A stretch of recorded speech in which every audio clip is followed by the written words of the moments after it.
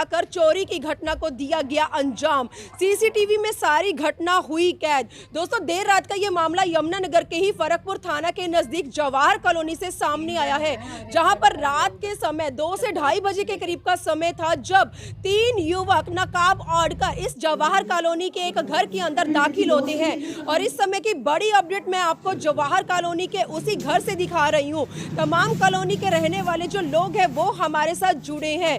दोस्तों, बताया जा रहा है कि ये घर पहले किसी को किराए पर दे रखा था, लेकिन 10 दिन पहले जैसे ही ये घर खाली होता है और उसके बाद किस तरह से इस घर के ऊपर नजरें टिकाई जाती हैं और 3 चोरों के द्वारा एक बड़ी घटना को अंजाम दिया जाता है और घर की एक एक चीज को किस तरह से खंगाला गया है वो मैं आपको दिखाऊंगी। सबसे पहले घर के अंदर दाखिल होते होते उन्होंने घर के जो दरवाजों के ऊपर ताले लगे हुए थे उन तालों को तोड़ा और उसके बाद अंदर की तरफ का जो लकड़ का दरवाजा था उस लकड़ के दरवाजे का ताला तोड़ने से पहले उस दरवाजे को तोड़ा और उसके बाद अंदर से इन्वर्टर और बैटरी यहां से लेकर गए, लेकिन घर का एक एक सामान जो है उनके द्वारा खंगाला जाता है।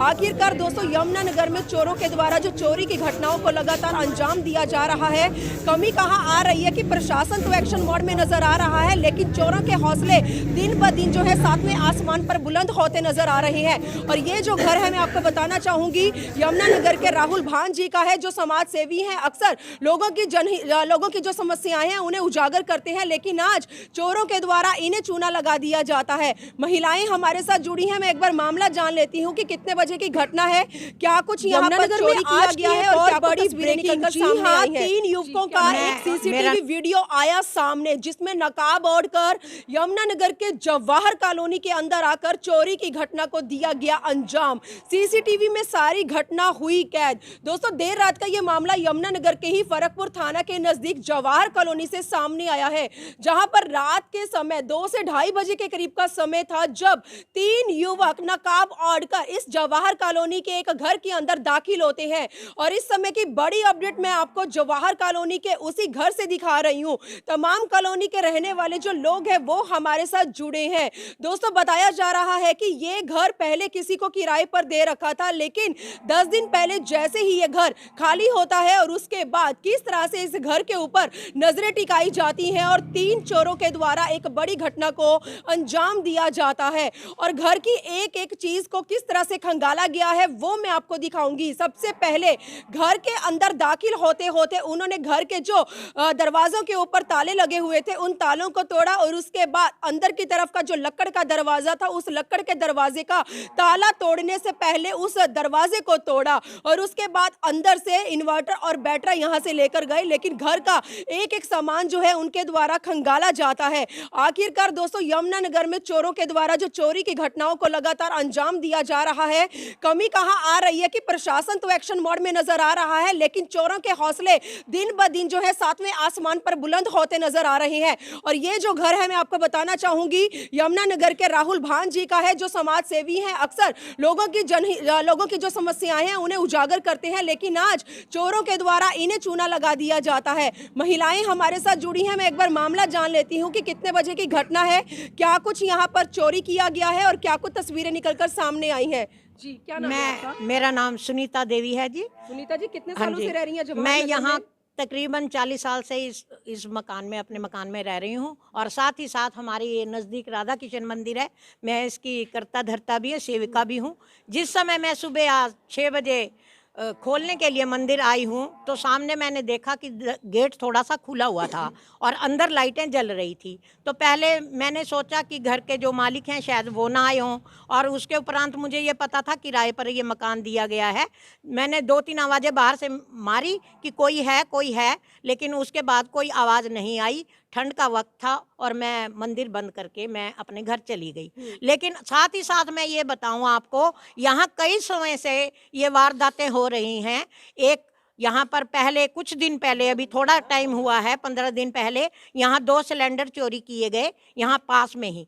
और उसके बाद एक हमारी ये महिला साथ हैं, ये बहन जी, इनकी बकरियां को भी चोर चोरी करने के लिए आए थे, लेकिन वो उठाई नहीं गई या कुछ, लेकिन उन्होंने छल से उन बकरियों को, 2-3 बकरियों को मार दिया और खूनम खून हो गई। और एक बकरी जो सूने वाली थी उसको भी घायल कर दिया, उसका थन भी काट दिया। और साथ ही साथ ये भी मैं कहना चाहूँगी पुलिस प्रशासन से कि आप कम से कम, हमारे यहाँ एक पुराना ट्यूबवेल है जो सरकारी ट्यूबवेल है, साथ ही खड्डा कॉलोनी लगती है, वहाँ मैंने कई बार हमने देखा है यहाँ पर ये नशेड़ी बैठ के काम करते हैं और वारदातों को अंजाम के लिए भी यहीं पर ही अपना घड़ते हैं, ताकि कहाँ पर देखें कि कहाँ ताले हैं। क्योंकि देखा गया है अमूमन जो 3-4 चोरियां हुई हैं वहाँ उन्होंने लॉक देखा है और तब उन्होंने चोरियों को अंजाम दिया है।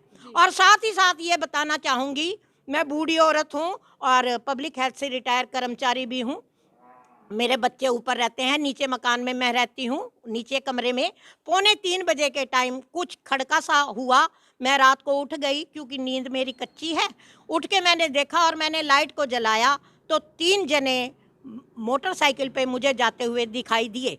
यही सोच करके पास में एक सीसीटीवी कैमरा लगा हुआ है, जिस समय ये वारदात मुझे सुबह पता लगी कि यहाँ चोरी हो गई तो मैंने सबसे पहले इन्हें बताया कि यहाँ मुझे कुछ खड़का हुआ है और 3 जने मैंने यहाँ से जाते देखे हैं। हो सकता है आप ना सीसीटीवी कैमरे में देखो। और उसके बाद फिर मैंने इन्हें बताया, वो आप देख सकते हैं सीसीटीवी कैमरा हमने देखा है, उसमें वारदातें थोड़ा दिखाई दी हैं। जी जी जी, माता जी क्या कहना चाहेंगी, आपके घर पे भी चोरी हुई थी? बकरियों का चोरी नहीं हुई, ये बकरियों को क्या पता जानवर ने खाया कि बंदों ने मारा, कुछ पता नहीं लगा। कुछ नहीं पता लगा ना जी। मतलब जो देखने जब उनके साथ ये मतलब वारदात या जो हादसा उनके साथ बीता उससे पहले वो ठीक ठाक थी? उनसे पहले ठीक ठाक थी, 8:30 बजे देख के ठीक ठाक थी, दूसरे कमरे में रहते हैं जी। उसके बाद नहीं पता चला? न 6 बजे गई तो मरी मिली मुझे। चलिए तो दोस्तों आप देख सकते हैं बहुत सारी यहाँ पर वारदात के खुलासे हो रहे हैं। राहुल भांजी क्या कहना चाहेंगे, दरखास्त अपने हाथ में लेके खड़े हैं, क्या लगता है कार्रवाई होगी, आरोपियों का पर्दाफाश होगा? जब मेरे पास ये इन्फॉर्मेशन आई मैंने साथ के साथ 112 पे डायल किया, मौके पे पुलिस आई और उनका कहना था ये तो स्मैकियों का काम है। अरे स्मैकियों का काम है तो आप लोग पकड़ो ना उन्हें। और अभी कुछ दिन पहले यहाँ पे हमारे भाई साहब है नोदी जी, उनके घर पे सिलेंडर उठा के ले गए।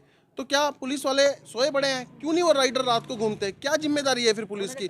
आपको मेरे को एक बात बताओ, ये कहते हैं उड़ता पंजाब बना दिया, मैं तो कहूँगा हमारे घनश्याम जी, हमारे खट्टर साहब ने उड़ता हरियाणा बना दिया, उड़ता यमुनानगर बना दिया। कहाँ सोए पड़े हैं? अभी मैं आपको एक लोकेशन दिखाता हूँ। यहाँ पे एक प्लॉट है खाली, वहाँ पे 2 कमरे बने हुए हैं और वहाँ पे फॉइल पेपर पड़े हुए हैं। तो उससे साफ स्पष्ट होता है कि ये लोग यहाँ पे बैठे पूरा स्मैक करते हैं नशा, उसके बाद यहीं बैठ के वहाँ पे बाकायदा प्लानिंग होती है। आप ये देखिए 2:30 बजे के करीब इन्होंने एक घर के ऊपर रुके जहाँ पे ताला था, वो लड़का प्लेटना, पहली बात तो उस प्लेटना के ऊपर नंबर प्लेट ही नहीं है। तो ये प्रशासन कर के आ रहा है। मेरे तो प्रशासन को देखिए, मोहल्ले वालों ने एप्लीकेशन लिखी है मिलके और सबके साइन करवा लिया हमने इस पे, और हम यहाँ पे थाने में भी जाएंगे अभी मिलके, और थाने वालों से हाथ जोड़ के विनती करते हैं कि राइडर्स का रेगुलर विजिट रखाइए यहाँ पे, क्योंकि ये मोहल्लों में रेगुलर यहाँ पे स्मैक का धंधा चल रहा है। पुलिस प्रशासन इसके ऊपर कोई एक्शन नहीं ले रहा है। मैं एसपी साहब से भी मिलूंगा, डीसी साहब से भी मिलूंगा इस संदर्भ में, क्योंकि ये चोरियां आज आपको बुलाने का मकसद मेरा यही था कि इसके ऊपर रोकथाम लगाई जाए कि अब मेरे साथ तो हो गया ताकि किसी और के साथ ना हो। धन्यवाद। तो एक और शख्स हमारे साथ जुड़े हैं। सर क्या कुछ कहना चाहेंगे, आपसे जानना चाहेंगे, इंसानियत के नाते जिस तरह से मतलब यहाँ पर चोरी की वारदात हो रही हैं, आपको क्या लगता है? पुलिस एक्शन मोड में तो नजर आ रही है लेकिन मामले नहीं थम रहे। मामले इसलिए नहीं थम रहे कि ये शाम को जो है अपनी प्लानिंग करते हैं, जो ये नशा वगैरह करते हैं। नशा करने के बाद ये लोग प्लानिंग करते हैं कि हमने कहाँ अपना टारगेट सेट कर रखा है, उस सेट टारगेट को ही अपना वो बनाते हैं मकसद। इनका ये रहता है कि भाई कहाँ पे ताला लगा हुआ है, कहाँ पे वो कहीं चौकसी नहीं है, वहाँ पे ये लोग अटैक करते हैं। जी बिल्कुल, देख सकते हैं जिस घर के अंदर चोरी की वारदात हुई है दोस्तों, इस घर के बिल्कुल सामने राधा कृष्ण का मंदिर है। इतना भी उन लोगों को डर नहीं कि भगवान उन्हें देख रहा है। अगला जन्म तो खैर किसने देखा है, इस जन्म में चोरों का पूरा पड़ जाए तो उसके लिए किसी भी हद को पार करने के लिए ये तैयार है। तो जवाहर नगर में पहले भी बहुत सारी इस तरह की वारदात के खुलासे जो है वो हो चुके हैं, लेकिन आज इस केस के चलते प्रशासन के ऊपर फिर से उंगलियां उठती नजर आ रही हैं। दोस्तों 3 युवक बिना नंबर प्लेट प्लेट वाली बाइक पर सवार होकर यहाँ पर आए और किस तरह से इस घर पर जो है चोरी की वारदात को अंजाम देकर चले गए, पता ही नहीं चला। लेकिन स्थानीय लोगों के द्वारा जब राहुल भान को इस बारे में सूचना दी गई, मौके पर वो भी पहुंचे, प्रशासन भी यहाँ पर कार्यवाही करने के लिए पहुंचा। तो अब देखना लाजमी होगा कितनी जल्दी तीनों आरोपियों का पर्दाफाश होता है, कितनी जल्दी ये गुत्थी सुलझती है। लेकिन दोस्तों आप लोगों के सामने इस तरह की खबरों को लाने का हमारा यही खास मकसद है कि आप लोग जागरूक हो सके। चोरों के द्वारा जिस तरह से इन लोगों के साथ बड़ी बड़ी वारदात हो रही है या चूना लग रहा है, आने वाले समय में इस तरह के हालातों का सामना आप लोगों को ना करना पड़े, उसके लिए प्लीज आप लोग इस खबर को ज्यादा से ज्यादा शेयर करें और आने वाला समय ही बताएगा कितनी जल्दी पुलिस इस केस में कामयाबी हासिल करती है और कितनी जल्दी पर्दाफाश होता है उन 3 आरोपियों का।